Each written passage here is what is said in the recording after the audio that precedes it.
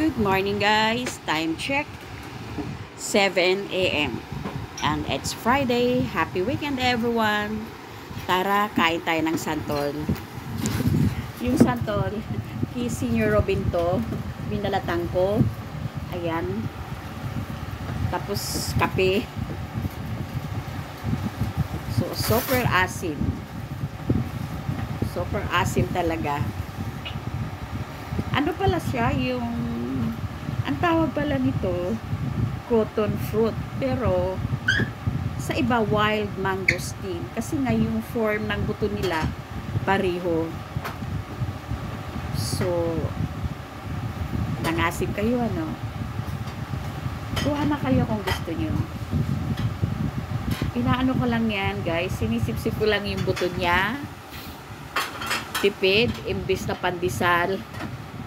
So, ito na lang yung kakainin ko. Tapos mamaya iinuman ng kape kasi maaga pa eh. Pero in fairness guys, matamis yung buto niya. Ang maasim yung ano, yung laman, yung meat. Yung meat niya ang maasim. Hindi ko kayang kainin. Pwede siguro isawsaw ko siya sa asukal. So, para hindi masyadong maasim. At least nakatipid ako, hindi ako bumili ng pandesal. Santo lang almusal ko. O, diba? Ito yung prutas na pinaka ano, mga bossing, pinakamura. Kasi ito, kahit laglag, hindi to namin binili ha. Yung kapitbahay namin ni Santol. Tapos, nakita ni Senior Ruben, dinampot niya. Inuwi sa bahay. Ang mahal din kaya ng santol.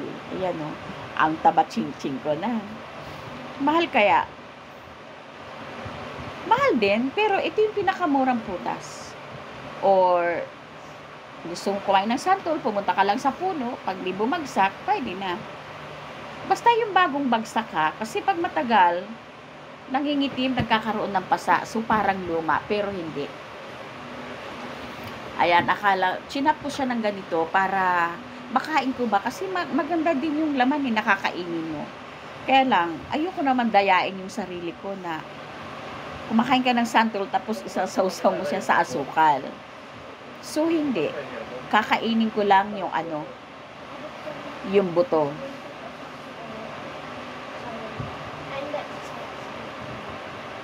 Diba? So, dahan-dahan. Kasi kutsilyo yan. So, ang kailangan ko lang dyan guys, yung buto.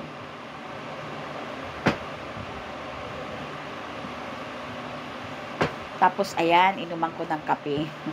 Kasi yung kape medyo matamis eh. Dahil sa Bear Brand na gatas. Oh, ayan na. Super. Super asim. Grabe. Mapapaano ka talaga sa asim. At least, vitamin C, maganda rin siya. Pang-cleansing ng mouth mo. Hindi mo na kailangan mag-Listerine after you brush your teeth. Magsantol ka na lang. Pero guys, mas mas gusto ko itong santol kaysa Indian mango. O, diba? Kumain ako ng santol umagang-maga. So, wag masyado kasi baka mangasim na naman yung tummy ko.